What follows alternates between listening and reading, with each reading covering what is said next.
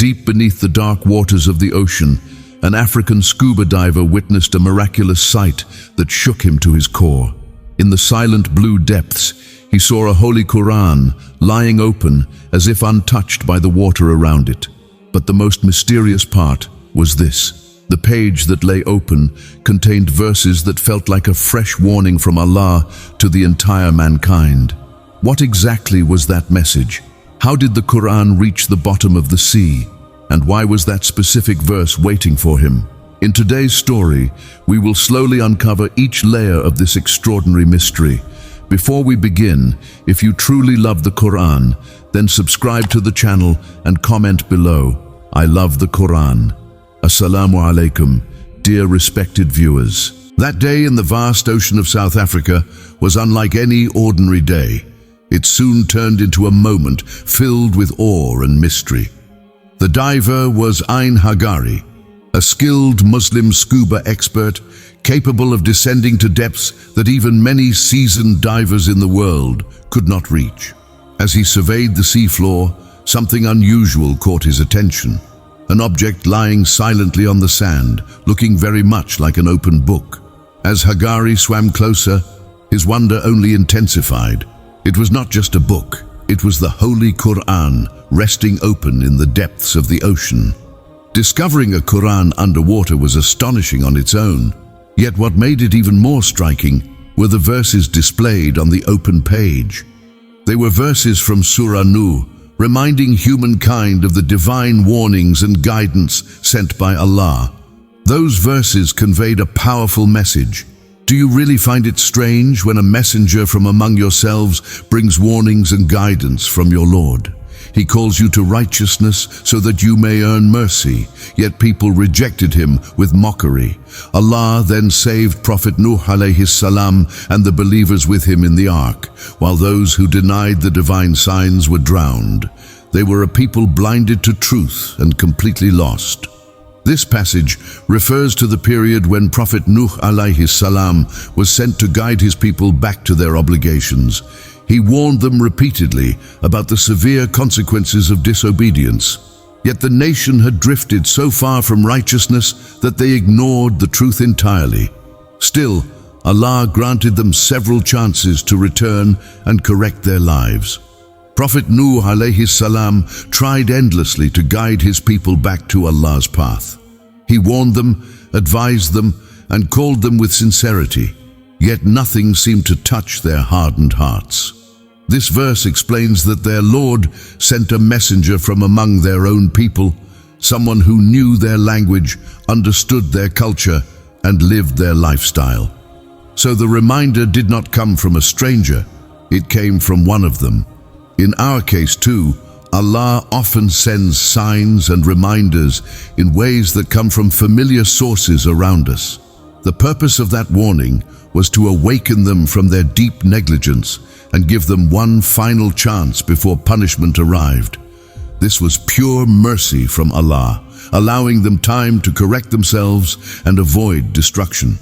Likewise, this verse is also a profound mercy for us, perhaps a last reminder urging us to abandon disobedience, change our ways, and return to Allah before time runs out. Despite all the warnings and mercy, the people of Prophet Nuh Alaihis Salam rejected the message and continued in their defiance. Eventually, they were swallowed by a devastating flood, a flood that erased the very existence of the disbelieving people from the earth. Meanwhile, Nuh Alaihis Salam and the believers with him were saved in the ark by Allah's mercy. The verse concludes by saying that those who denied the truth were blind, meaning spiritually blind, unable to recognize the truth even when clear signs were before them. But the real question is, why this exact verse? Why was the Qur'an lying open underwater as if waiting for that scuba diver to see it? This strongly appears to be a reminder meant for all of us. The verse does not only teach the importance of following the guidance brought by Allah's messengers, it also warns us about the consequences of turning away and what may happen if we fail to seek forgiveness and Allah's mercy in time. Another remarkable detail must not be ignored. How could a book remain perfectly protected in the middle of the ocean? The Qur'an was lying securely between coral formations, almost as if the corals were shielding the sacred message. If this is not a miracle, then what else could be? Allah has declared in the Qur'an, "Indeed, we have sent down this Qur'an, and indeed, we are its protector." Throughout history, Allah has repeatedly demonstrated the truth of this promise, and this event stands as yet another living proof. During the devastating earthquake in Turkey, a similar miracle was witnessed. Houses, mosques, and massive buildings collapsed into dust, yet Qur'ans were discovered unharmed in the rubble. Every Turkish eyewitness confirms that not a single Qur'an was found torn or damaged. This stands as yet another demonstration of Allah's promise that He Himself will preserve His book under all circumstances. There was another incident that spread across the world like wildfire, an incident so astonishing that those who witnessed it could hardly believe their own eyes. Recently, a massive fire broke out in a busy marketplace in Bangladesh. Within moments, several shops and homes were engulfed by the flames. Everything people owned, merchandise, furniture, clothing, was reduced to black ashes. Families stood helplessly, watching their life's earnings disappear in front of them. But in the midst of that terrible destruction, something miraculous was discovered. A copy of the Holy Qur'an lay there, untouched, unharmed, unburned. Not a single ayah was scorched. Not even the edges of the pages were marked by fire. It was as if the flames themselves understood that this was no ordinary book. This was the divine word of Allah, protected by His command. People who witnessed this miracle were overwhelmed with emotion.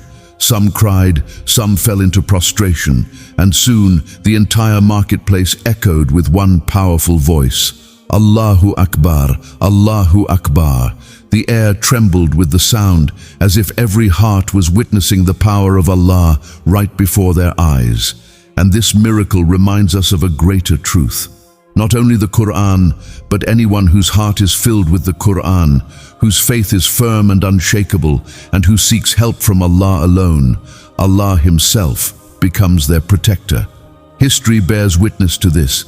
We all know how the tyrant king Namrud ordered Prophet Ibrahim Alaihis Salam to be thrown into a massive fire.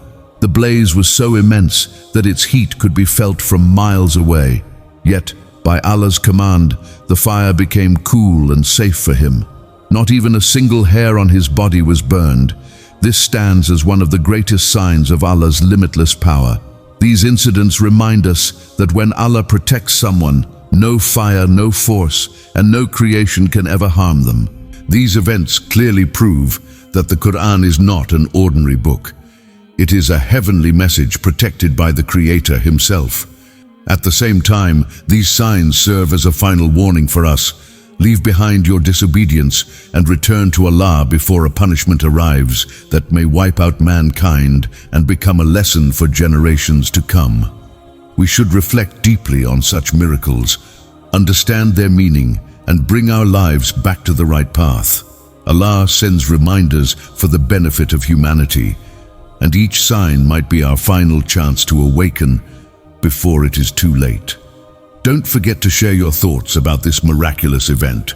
Encounters like these strengthen our faith and make us appreciate the power and protection that Allah has placed within His divine message.